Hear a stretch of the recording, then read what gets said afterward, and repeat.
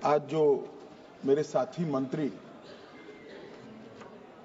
Bill लेकर आए हैं उसके समर्थन में मैं खड़ा हुआ। माननीय अध्यक्ष जी, मैं सुबह से जो चर्चा चल रही है 12 बजे से। ओके, एक मिनट चेक कराता हूँ।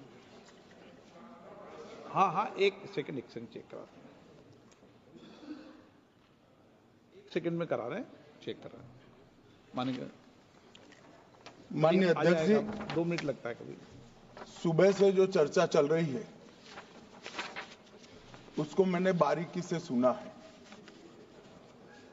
मुझे लगता है या तो निर्दोष भाव से या तो राजनीतिक कारणों से ढेर सारी भ्रांतियां कई सदस्यों के मन में भी है और कई सारी भ्रांतियां सदन के माध्यम से, आपके माध्यम से पूरे देश भर में फैलाने का प्रयास भी हो रहा है।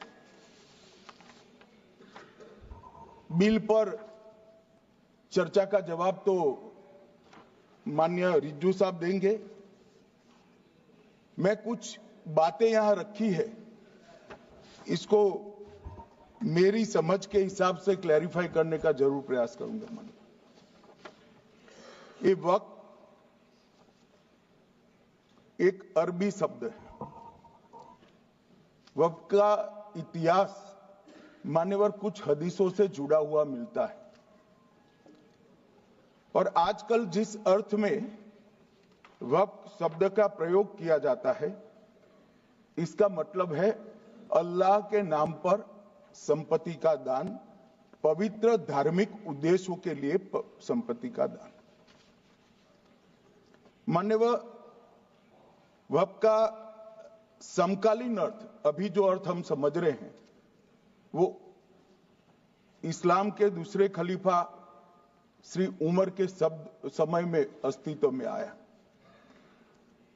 एक प्रकार से इसकी आज की भाषा में व्याख्या करें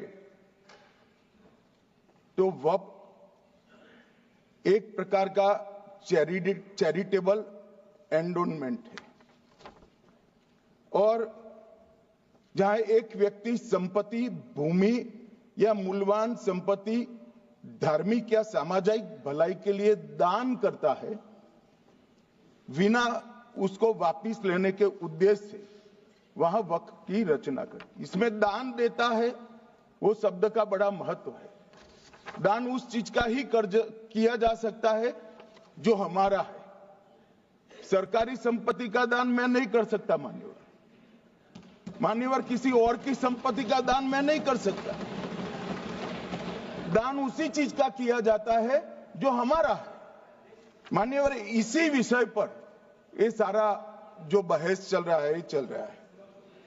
भारत का जहां तक सवाल है, दिल्ली में सल्तनत काल के प्रारंभ में मुइज़ुद्दीन घोरी के समय पर पहली बार वक्फ अस्तित्व में आया।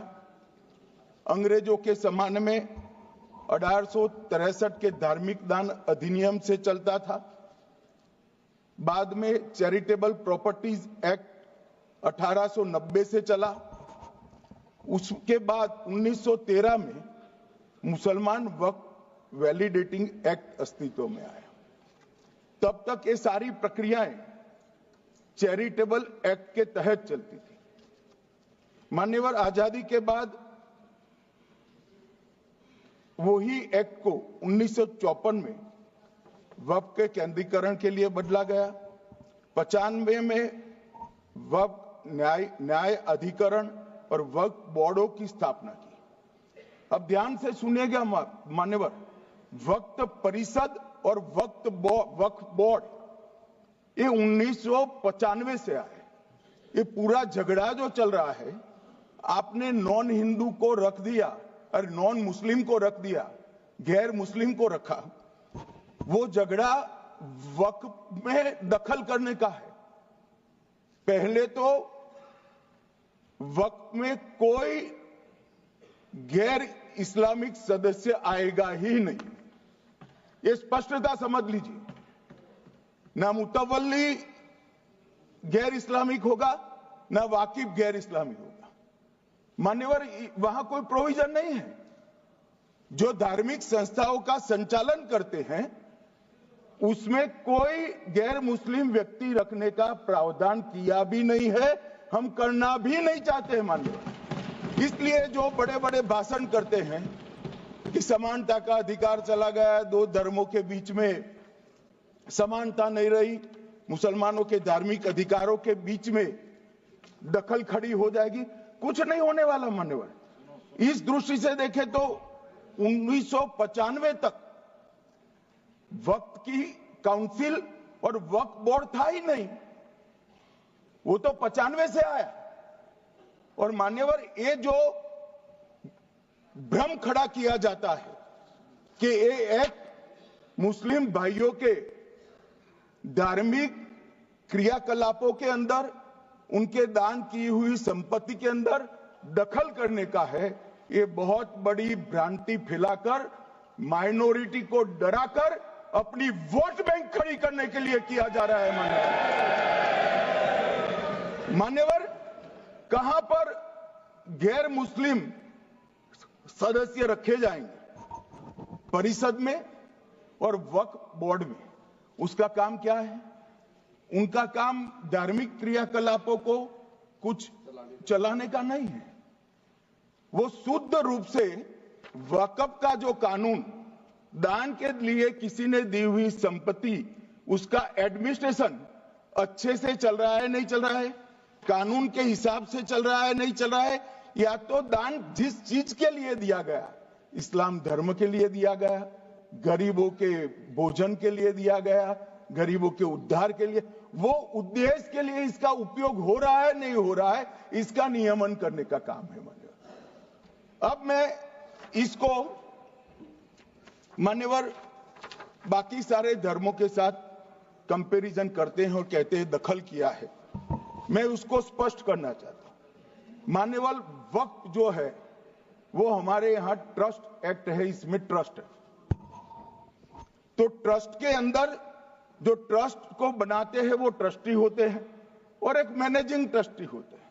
वक्फ में वाकिफ होता है, वक्फ होता है और मुतवल्ली होता है। ये सारे इस्लाम के अनुयायी हैं। अरे भाई, आप कह रहे हो, हम तो कह रहे हैं क्योंकि इसका वक्फ शब्द ही इस्लाम से आया है, इसलिए हम कह रहे हैं कि वक्फ वो ही कर सकता है जो इस्लाम का अनुयायी हो। अब आप उसका विरोध कर रहे हो तो आप तो वक्फ में भी नॉन इस्लामिक आदमी चाहते हो। मान्यवर, क्या कह रहे हैं? हम इसलिए कह रहे हैं कि वक्फ वो ही कर सकता है जो प्रैक्टिसिंग इस्लाम को प्रैक्टिस करता होगा, क्योंकि मान्यवर इसकी उत्पत्ति ही इस्लाम के सिद्धांतों से हुई। अब मान्यवर, वक्फ धार्मिक हुआ, वक्फ बोर्ड नहीं हुआ, वक्फ परिषद भी नहीं हुई। अरे सुनो भाई, मान्यवर, ट्रस्ट के अंदर ट्रस्टी जो होते हैं, जो चर्च होगा तो क्रिश्चियन होंगे, पारसी भी होंगे, पारसी के लिए वो ट्रस्ट होगा, तो हिंदू होगा तो हिंदू के लिए। अब चैरिटी कमिश्नर हम कहेंगे कि भाई मुस्लिम क्यों आया? मुझे बताओ, चैरिटी कमिश्नर एक्ट में मुसलमान चैरिटी कमिश्नर बन सकता है या नहीं बन सकता है? उसको ट्रस्ट नहीं चलाना है, उसको चैरिटी के कानून के हिसाब से वो ट्रस्ट चले, उसकी देखरेख करनी है। ये धार्मिक नहीं है, ये धर्म का काम नहीं है मान्यवर, ये एडमिनिस्ट्रेटिव वर्क है। और इसलिए तो फिर चैरिटी कमिश्नर हिंदू होगा तो वो क्रिश्चियनों के ट्रस्ट का कैसे देखरेख करेगा? चैरिटी कमिश्नर क्रिश्चियन होगा तो जैनियों के और हिंदुओं के ट्रस्ट का कैसे देखरेख करेगा? अब बताओ कि सारे ट्रस्ट के चैरिटी कमिश्नर अलग अलग बन, देश तोड़ दोगे आप लोग, तोड़ दोगे। हमने साहब, मैं अभी भी आपके माध्यम से, इस सदन के माध्यम से देश भर के मुसलमान भाइयों बहनों को कहना चाहता हूं, आपके वक्फ में एक भी नॉन मुस्लिम नहीं आएगा। ये एक्ट में ऐसा कोई प्रावधान नहीं। मगर जो वक्फ बोर्ड है और वक्फ परिषद है, उसका काम क्या है? वक्फ की संपत्तियां मान्यवर बेच खाने वाले लोगों को पकड़कर इसके बाहर निकालने का। वक्फ के नाम पर औने पौने दाम में संपत्तियों को 100 साल तक किराए पे देने वाले लोगों को पकड़ना है। वक्फ का जो पैसा होता है, इनकम जो गिरती जा रही है, जिसके माध्यम से माइनॉरिटी का विकास करना है, माइनॉरिटी को आगे बढ़ाना है, इस्लाम धर्म की सारी धार्मिक संस्थाओं को पुख्ता करना है, ये पैसा जो चोरी होता है ना, उसको पकड़ने का काम वक्फ बोर्ड वक्फ परिषद करे। और मान्यवर वो चाहते हैं कि इनके राज में जो मिलीभगत चली वो चलती रहे। ये नहीं चलेगी, ये नहीं चलेगी। और मान्यवर मैं आज आपको बताना चाहता हूं क्या स्थिति हुई है। मान्यवर सबने कहा, रिपीटेशन भी होगा, परंतु मैं कहना चाहता हूं मान्यवर कि वक्फ के 2013 में जो अमेंडमेंट्स आए, अब बिल किरण भाई का है, मगर मैं कह सकता हूं कि वक्फ का 2013 का अमेंडमेंट न किया होता तो ये बिल लाने की शायद जरूरत न पड़ती। सब कुछ अच्छा चलता था। 14 में चुनाव आने वाला था, 13 में रातों रात तुष्टीकरण करने के लिए वक्फ कानून को एक्सट्रीम बना दिया गया। और मान्यवर इसके कारण क्या हुआ? इसके कारण दिल्ली लुटियन की 123 वीवीआईपी संपत्ति कांग्रेस सरकार ने जब चुनाव मुहाने पर थे, 25 दिन दूर था, वक्फ को देने का काम कर दिया। दिल्ली वक्फ बोर्ड ने उत्तरी रेलवे की भूमि वक्फ के नाम घोषित कर दी। हिमाचल में वक्फ की संपत्ति बताकर उस पर अवैध मस्जिद बनाने का काम किया। 250 हेक्टेयर क्षेत्रफल वाले 12 गांव पर वक्फ का स्वामित्व हो गया तब तमिलनाडु में। और मान्यवर तमिलनाडु के 1500 साल पुराने तिरुचेंदुरई मंदिर की 400 एकड़ भूमि को वक्फ की संपत्ति घोषित कर। ये जब मंदिर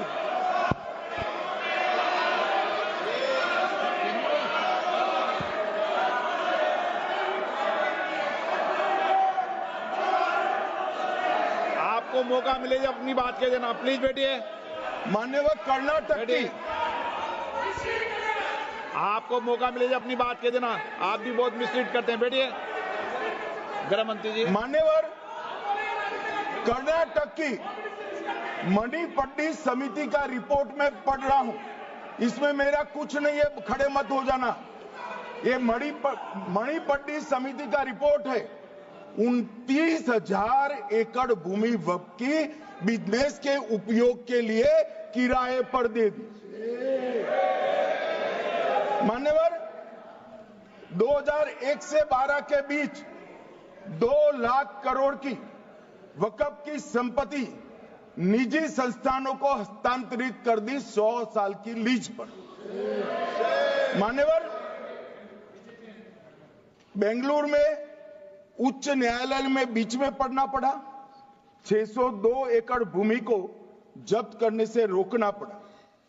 विजयपुर कर्नाटक के होनवाड़ गांव की 1500 एकड़ भूमि पर दावा कर उसको विवाद में डाला और 500 करोड़ की संपत्ति जिस भूमि का मूल्य है वहां 5 स्टार होटल को महीने 12,000 रुपए के किराए से दे दिया।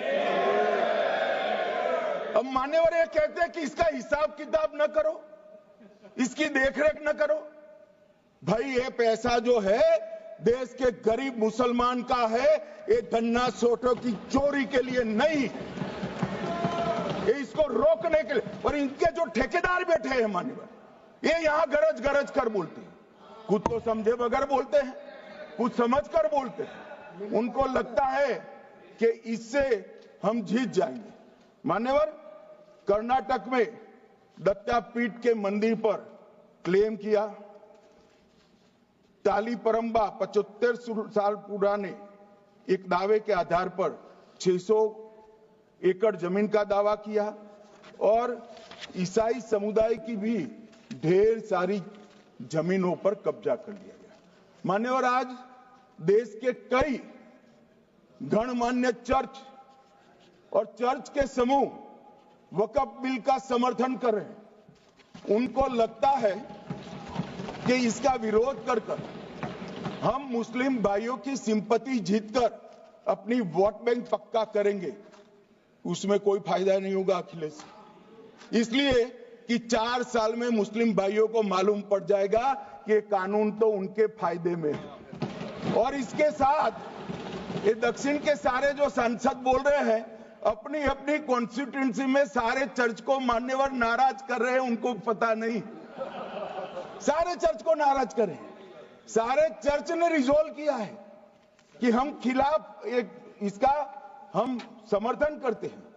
मान्यवर, तेलंगाना में 66,000 करोड़ की 1700 एकड़ जमीन पर दावा कर दिया। असम में मोरीगांव जिले की 134 एकड़ भूमि पर दावा हुआ। बिहार का मैं लालू जी के कोर्ट के साथ बाद में बताता हूं। गुरुद्वारा से संबंधित हरियाणा की 14 मरला भूमि को वक्फ को सौंप दिया। और मान्यवर, प्रयागराज में चंद्रशेखर आजाद पार्क को भी वक्फ घोषित किया। और मान्यवर, महाराष्ट्र के वडानगे गांव में महादेव की मंदिर पर दावा किया और बीड में कंकलेश्वर मंदिर की 12 एकड़ जमीन वक्फ बोर्ड ने जबरन ले ली। मान्यवर, ये सब जब जो चल रहा है, इसमें आज भी मैं स्पष्ट करना चाहता हूं, वक्फ जो कि मुस्लिम भाइयों की धार्मिक क्रियाकलाप और उनके बनाए हुए दान से ट्रस्ट है, उसमें सरकार कोई दखल करना नहीं चाहती है। मुतवल्ली भी उनका होगा, वाकिफ भी उनका होगा, वक्फ भी उनका होगा। परंतु वक्फ की संपत्ति, इसका रख रखाव ठीक से हो रहा है नहीं। वक्फ का संचालन कानून के हिसाब से हो रहा है, निजी उपयोग के हिसाब से। सैकड़ों साल पहले किसी बादशाह ने दान किया, हमारी भाषा में कहो तो धर्मादा किया। अब इसकी संपत्ति को आप 12,000 रुपये में 5 सितारा होटल बनाने के लिए दे देते हो, ये उचित है क्या भाई? वो पैसा गरीब मुसलमान के कल्याण के लिए करिए, तलाकशुदा महिलाओं के कल्याण के लिए करिए, जो अनाथ बच्चे हैं उसके कल्याण के लिए करिए। मानिए, और ये करने की जगह बेरोजगार मुसलमान युवाओं के लिए स्किलिंग का काम करिए। लाखों करोड़ों रुपए की भूमि मान्यवर और इनकम 126 करोड़ रुपया। रेलवे की जितनी जमीन है, जिसमें हजारों करोड़ लाखों करोड़ का रेलवे का कारोबार चलता है, इतनी भूमि वक्फ के पास है और इनकम 126 करोड़ रुपए। मान्यवर कहते हैं कि इनकम का क्या उद्देश्य है?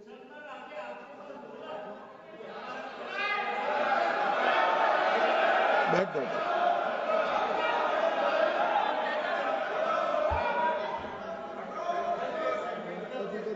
मान्यवर, मैं दादा की टेंशन समझ रहा हूं, ये बंगाल के मुसलमान भी सुन रहे हैं, तो उनको टेंशन होना स्वाभाविक है। मान्यवर, लालू प्रसाद जी, आज आरजेडी के सारे सदस्य बोले, जब 2013 का अमेंडमेंट आया, मैं लालू जी का तो पूरा पढ़ना चाहता हूं, बाकी सदस्यों का सिर्फ टोकन पढ़ूंगा। लालू जी ने क्या कहा? मैडम, सरकार जो यह संशोधन विधेयक पेश किया है, सरकार की पहल का हम स्वागत करते हैं। शाहनवाज हुसैन जी और अन्य माननीय सदस्यों ने अपनी बातों को यहां रखा, मैं उसका समर्थन करता हूं। आप देखिए, सारी जमीनें हड़प ली गई है, चाहे सरकारी हो या गैर सरकारी। वक्फ बोर्ड में जो काम करने वाले लोग हैं उनके द्वारा सारी प्राइम लैंड को बेच दिया गया है। पटना में ही डाक बंगले की जितनी प्रॉपर्टी थी सब पर अपार्टमेंट बन गए। इस तरह की काफी लूट खसोट हुई है। हम संशोधन विधेयक तो आपको अंत में लाए हैं, समर्थन करते हैं, लेकिन मैं चाहता हूं कि भविष्य में आप कड़ा कानून लाइए और ये जो चोरी करने वाले लोग हो उनको जेल की सलाखों के पीछे। अब सब लालू प्रसाद की इच्छा इन्होंने तो पूरी नहीं की, नरेंद्र मोदी जी ने पूरी कर दी। ये लालू जी ने कहा था एक कड़ा कानून लाइए।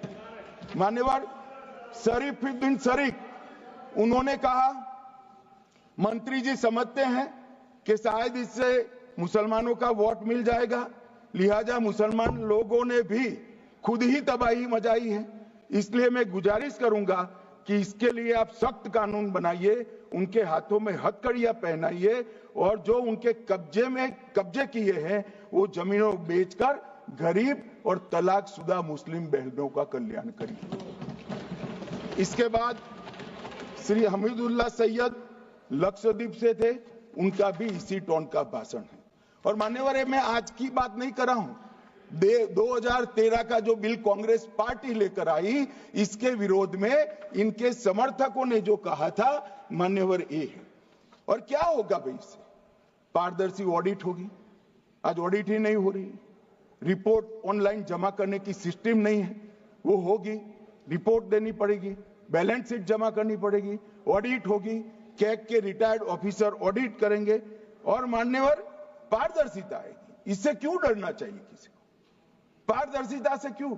और वक्फ बोर्ड और वक्फ परिषद इसका कोई ऑर्डर हम ऐसा नहीं लिख रहे हैं कि कोर्ट में नहीं जा सकते। आपने तो कर दिया था कि ये ऑर्डर को कोई कोर्ट में चैलेंज ही नहीं कर सकता, पूरा संविधान वहां समाप्त कर दिया मान्यवर। और मान्यवर हम तो इसको कहते हैं कि कोई भी चैलेंज कर सकता है कायदे की अदालत में। इस देश में संविधान का राज है, ग्रीवेंसेस जिसका भी हो कोर्ट में जा सकता है।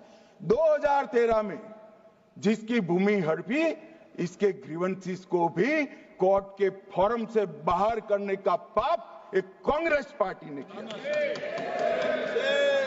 मान्यवर एक अफवाह और फैला रहे, रिट्रोस्पेक्टिव इफेक्ट से आ रहा है। मैं स्पष्ट कर देना चाहता हूं, इस सदन में बोलने के वक्त जिम्मेदारी के साथ बोलना चाहिए। अगर ये कानून का पहला पेज और तीसरी तक धाराएं भी पड़ी होती तो इसमें स्पष्ट लिखा है ये कानून का अमल जिस दिन पारित होने के बाद भारत सरकार नोटिफिकेशन बाहर निकालेगी उस दिन के बाद होगा। मतलब रिट्रोस्पेक्टिव इफेक्ट नहीं है, मगर मुस्लिम भाइयों को डराया जा रहा है कि रिट्रोस्पेक्टिव इफेक्ट से आएगा। मान्यवर ये कह रहे कलेक्टर क्यों रखा है? मुझे एक बात बताओ भाई, जो बता सकते हैं, अगर किसी मंदिर के लिए जमीन खरीदनी है तो जमीन की मालिकी किसकी है वो हमारे देश में कौन तय करता है? सबको मालूम है, कलेक्टर करता है सर, रेवेन्यू ऑफिसर वही है। तो अगर वक्फ की भूमि जो वक्फ कर रहा है उसकी है या नहीं है, इसकी जांच कलेक्टर करे तो इसमें आपत्ति क्या है? वक्फ तो दान है भाई, और दान अपनी संपत्ति का किया जा सकता है, किसी और की संपत्ति का नहीं किया जा सकता। गांव में कोई बेचारा अमेरिका गया है 4 महीने पढ़ने के लिए, घूमने के लिए आता है तो कि वक्फ घोषित हो गया। कोई कारोबार करने के लिए दिल्ली आया, आता है तो कि वक्फ घोषित हो गया। अरे ऐसा नहीं होता भाई, कलेक्टर को पूछना पड़ेगा सरकारी संपत्ति है या नहीं है, इसकी जांच करनी चाहिए या नहीं करनी चाहिए। ढेर सारे मंदिर बनते हैं, बने भी है, बनेंगे भी, ढेर सारे चर्च बने हैं, गुरुद्वारे बने हैं, सरकारी संपत्ति पर बन सकते हैं क्या? नहीं बन सकते मान्यवर। जहां वक्फ की घोषणा होती है वो भूमि सरकारी है या नहीं है वो सत्यापित करना ही चाहिए, और कलेक्टर के अलावे इसको कोई सत्यापित नहीं। मान्यवर इन्होंने इन्होंने, मैंने पहले भी बताया मान्यवर, कोर्ट को भी रास्ते से निकाल दिया। मैं बाद में बात करता हूं मान्यवर, ये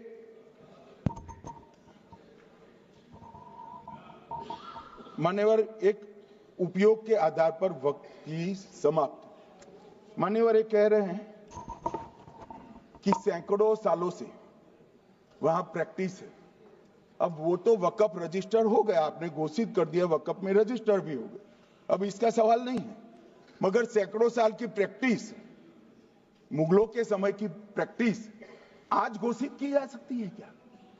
अगर वहां नमाज पढ़ रहे हैं तो लोग देखते होंगे, कब्रिस्तान होगा लोग देखते होंगे, दरगाह होगी तो लोग देखते होंगे, और घोषित भी हो चुका होगा, रजिस्टर भी हो चुका होगा। अब अगर आप वक़्फ घोषित करना है तो उसको ऐसे नहीं कर सकते मान्यवर, अधिकृत करना चाहिए। मान्यवर, जो दूसरा सुधार लेकर आए किरण जी, वो ही है कि धारा 36 में वक़्फ संपत्तियों को बिना किसी स्पष्ट प्रक्रिया से, मालिकी की प्रक्रिया से पंजीकृत नहीं किया जा सकता। मान्यवर, अपील का प्रावधान वर्तमान में अधिनियम में ट्रिब्यूनल के निर्णय के खिलाफ अपील करने का कोई प्रावधान नहीं है। ये दृष्टिभ्रम खड़ा कर रहे थे गोगाई जी कि हाईकोर्ट में जा सकते। हाईकोर्ट में सिविल सूट नहीं जा सकता, रीट के अधिकारों का उपयोग कर हाईकोर्ट में जा सकते हैं। सिविल सूट में ज्यादा प्रोटेक्शन मिलता है मूल मालिक को। आपने सिविल सूट को खत्म कर दिया था। रीट के जुडिक्शन बहुत सीमित है, हम सब जानते हैं कि ये सीमित कर दिया गया था, आप भी जानते हो, मगर आपको वोट बैंक चाहिए। मान्यवर, ये हमारा स्पष्ट सिद्धांत है भारतीय जनता पार्टी की, मोदी सरकार का, कि वोट बैंक के लिए हम कोई कानून नहीं लाए। कानून न्याय के लिए होता है, कानून लोगों के कल्याण के लिए होता है। इन्होंने कहा कैसे कैसे कानून आए हैं, मैं बता देता हूं सब। अभी कांग्रेस के महासचिव और माननीय सदस्य कह रहे थे क्या कानून आ रहे हैं सब, किस प्रकार के कानून आ रहे हैं। मान्यवर, इसी सदन में नरेंद्र मोदी सरकार ही महिलाओं को 33% आरक्षण का कानून लाई। इसी सरकार में पिछड़ों को संवैधानिक अधिकार दिया गया। मान्यवर, इसी सरकार में बजट जो आए, इसमें गरीबों को गैस, शौचालय, पानी, 5 लाख तक का बीमा, 5 किलो अनाज, बिजली और घर दिए गए।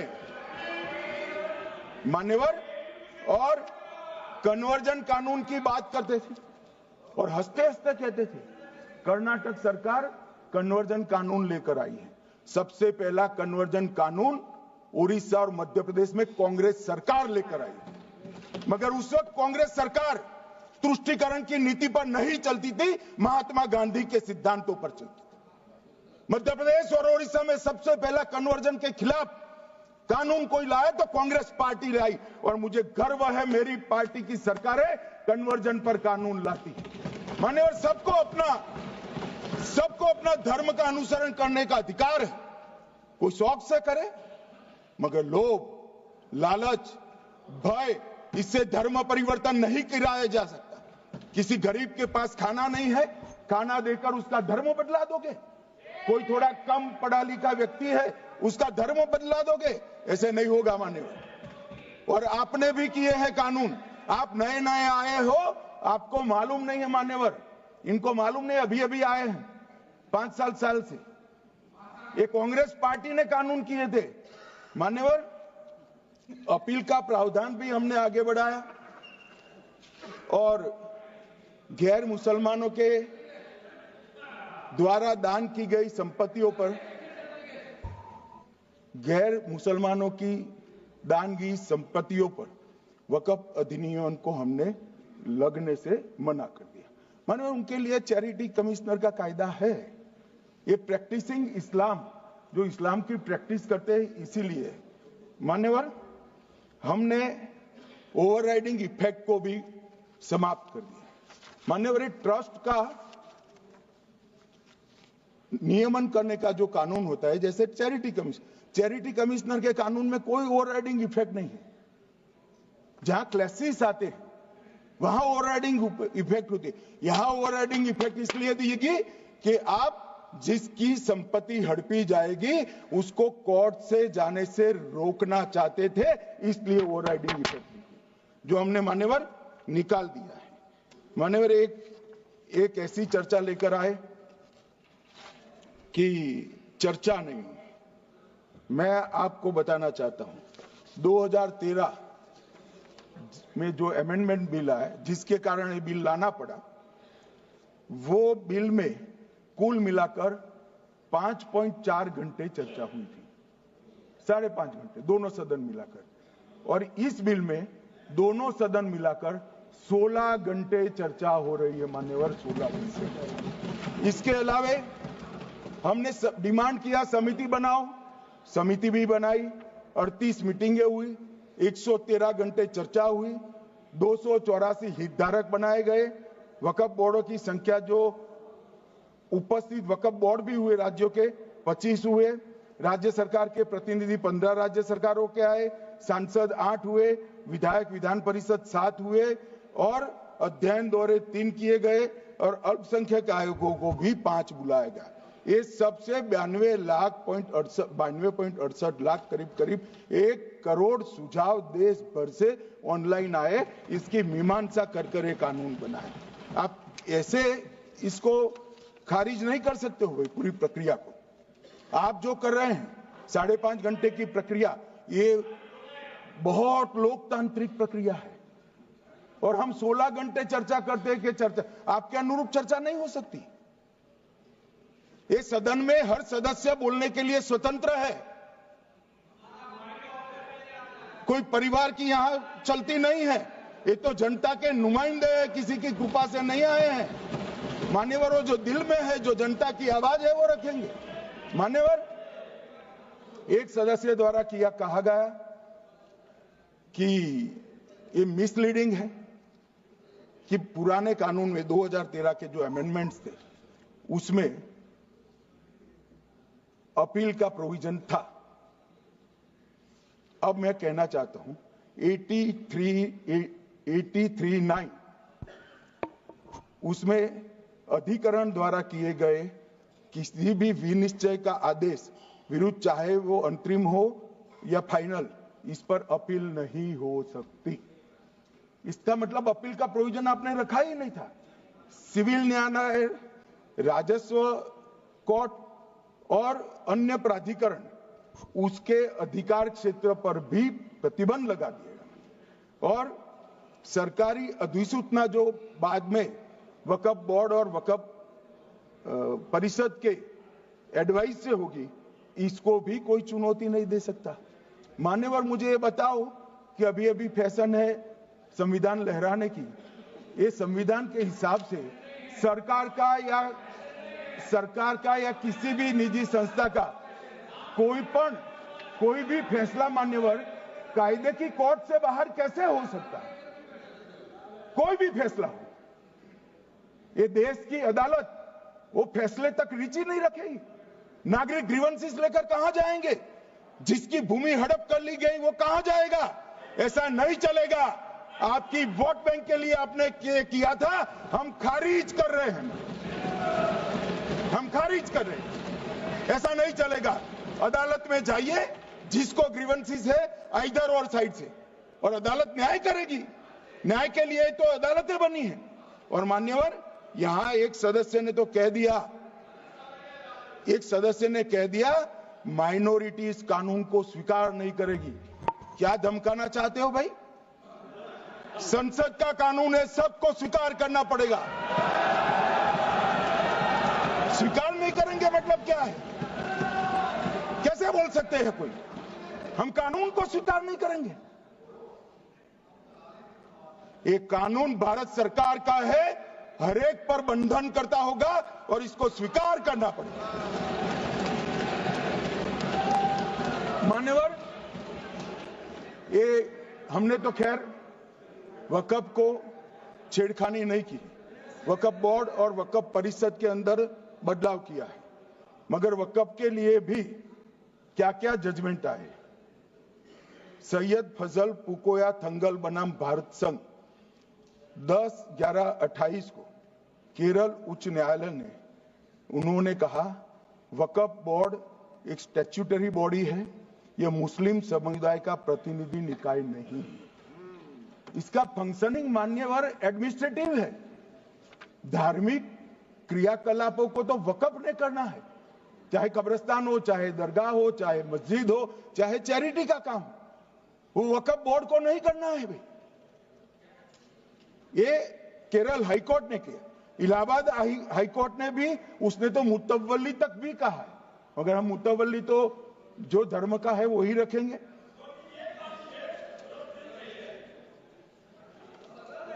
मान्यवर, इन्होंने कहा एक मुतवल्ली के कर्तव्य विशुद्ध रूप से धर्म निरपेक्ष कैरेक्टर है, मगर हम मुतवल्ली को छू नहीं रहे। मान्यवर ये कह रहे थे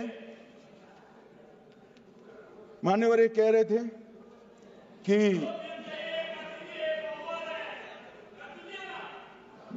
मान्यवर ये कह रहे थे कि कोई गड़बड़ियां नहीं हुई। मान्यवर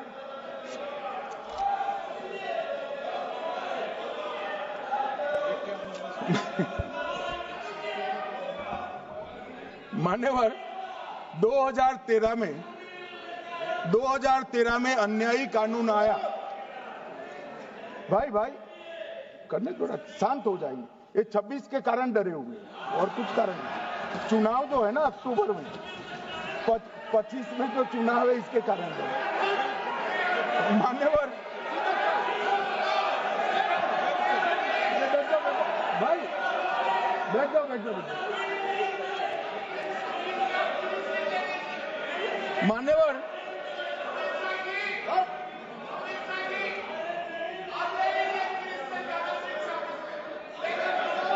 बैठ जाओ। बंगाल में आकर कहूंगा ये राजनीतिक हिसाब किताब का अखाड़ा नहीं है, छाती पर ठोक कर कहूंगा ज्यादा सिखाएंगे।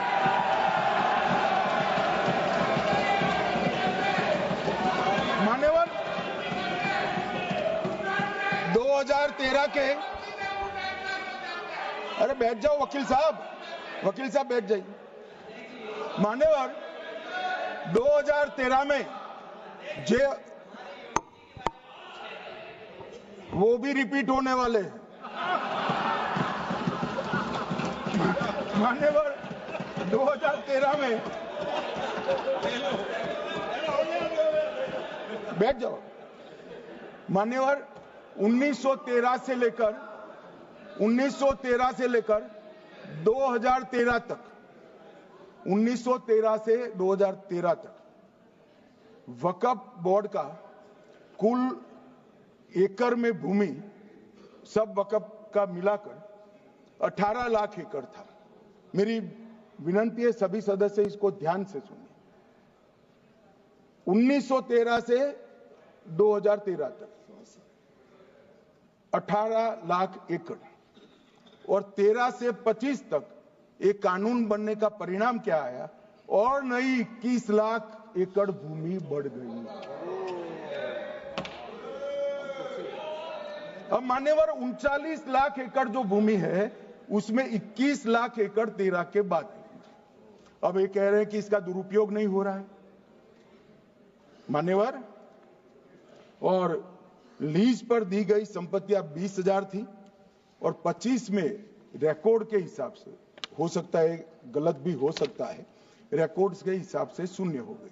तो मान्यवर संपत्तियां कहां गई? मान्यवर बेच दी गई। किसकी संपत्ति से, किसकी परमिशन से बेचा? मान्यवर मैंने पहले ही कह दिया कि केरल और देश भर के Catholic bishop council, Catholic bishop conference of India, Catholic Congress Kerala, भारतीय कैथोलिक धर्मगुरुओं की महासभा, केरल चर्चों की संयुक्त परिषद, कैथोलिक कांग्रेस केरला, ये सब ने इस बिल का समर्थन करा है और कहा है अन्यायी 2013 का सुधार। हम अकेले नहीं कह रहे मान्यवर। और मान्यवर, इसी एक्ट में हमने एक बात कही कि जो योगदान था वक्फ बोर्ड का वो 7% से घटाकर 5% कर दिया। मान्यवर, अब ये जो कह रहे हैं ये मुसलमान भाइयों के हित में कह रहे हैं जिसका विरोध कर रहे हैं या अहित में? अगर 7 से 5% हमने कम किया तो ये कहां जाएगा? वो वक्फ में रहेगा। वक्फ बोर्ड का कम किया है। जो मस्जिद चल रही है उसको हमने 2% बढ़ाया है। ये उल्टा समझ रहे हैं मान्यवर। ये बिल जमीनों की सुरक्षा प्रदान करेगी मान्यवर। किसी की जमीन अब घोषणा मात्र से वक्फ नहीं बनेगी, उसको प्रोटेक्शन मान्यवर। पुरातत्व विभाग और एएसआई की जमीन को हम सुरक्षा देंगे। आदिवासी भाइयों की शेड्यूल 5 और शेड्यूल 6 की जो जमीन है वो सुरक्षित हो जाएगी। निजी संपत्ति जो आम नागरिकों की है वो भी सुरक्षित हो जाएगी। और वक्फ करने के लिए स्वामित्व को दान तो साहब अपनी संपत्ति का ही कर सकते हैं, गांव की संपत्ति का दान नहीं कर सकते। तो वक्फ निजी संपत्ति से ही स्वामित्व के बगैर नहीं हो पाएगा। इसमें पारदर्शिता लाने के लिए सूचना की प्रक्रिया को दाखिल किया गया है। वक्फ बोर्ड की वक्फ की जो संपत्ति घोषित करने की अधिकार थे उसको समाप्त कर दिए। कलेक्टर से सर्टिफाइड कराना पड़ेगा और नए वक्फ पारदर्शी तरीके से पंजीकृत भी करने पड़ेंगे। रजिस्ट्रेशन के बगैर कोई संस्था नहीं चल सकती। और मुस्लिम ट्रस्ट अब तक के जो है उसको हमने इस जो माफ करना, कई सारे ऐसे मुसलमान भाई हैं जो वक्फ के कानून को अंदर दायरे में आना नहीं चाहते। मुझे मिले थे वोरा समाज वाले, वोरा समाज है, अहमदिया है, कई सारे ऐसे समुदाय हैं, सिया भी है, पसमंदाओं के भी कुछ ट्रस्ट हैं। वो सभी को मैं एक आनंद का समाचार देना चाहता हूं, अब मुसलमान भी ट्रस्ट एक्ट के अंदर अपना ट्रस्ट रजिस्टर करा सकता है।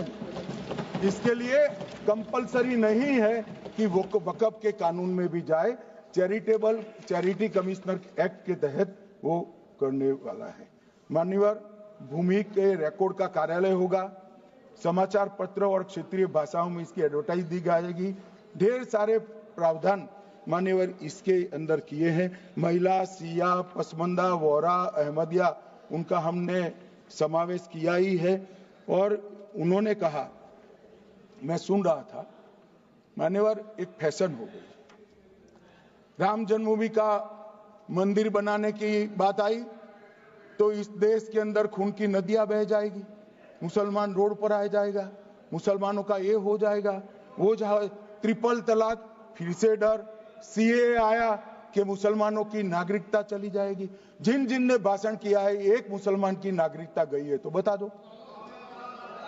मुसलमान भी जानता है। और मैं तो आपके माध्यम से देश के मुसलमानों को अपील करना चाहता हूं मान्यवर, मैंने बहुत झेला है। ये कहते थे कि सीए कानून मुसलमानों की नागरिकता लेने 2 साल हो गए, एक भी मुसलमान की नागरिकता गई है तो सदन के पटल पर रखी। कितना झूठ फैलाया इन्होंने। मान्यवर, धारा 370 हटाई, ये कह रहे थे मुसलमानों का ये हो जाएगा, वो हो जाएगा, फिर से उमर अब्दुल्ला जीत कर आज शासन करें। आतंकवाद समाप्त हो गया, विकास शुरू हो गया, पर्यटन बढ़ गया।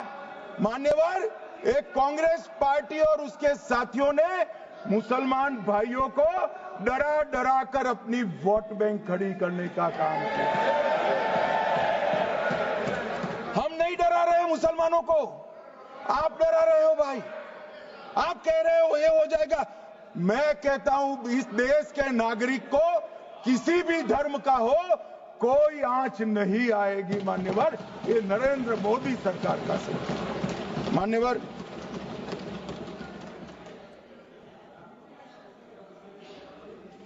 इनको मान्यवर ना पिछड़ों की चिंता है ना मुसलमानों की। ये सालों से जातिवाद और तुष्टीकरण इसके आधार पर काम करते हुए आए हैं और जातिवाद और तुष्टीकरण की राजनीति कर अपने परिवार की पॉलिटिक्स को आगे बढ़ाए हैं। मगर 2014 से मान्यवर जातिवाद, तुष्टीकरण और परिवारवाद को एक साथ नरेंद्र मोदी ने समाप्त कर विकास की राजनीति इस देश में प्रस्तावित की।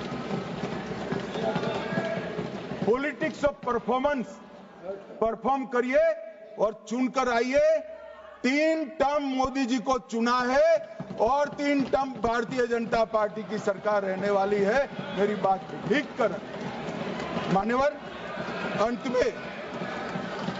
अंत में मैं किरण जी को बहुत बहुत बधाई देना चाहता हूं कि बहुत अभ्यास कर सारे दूषणों को निकालकर वक्फ कानून को शुद्ध, पारदर्शी और उद्देश्यों को समर्पित बनाने का काम रिज्जू साहब लेकर आए हैं। मैं इसका समर्थन करता हूं।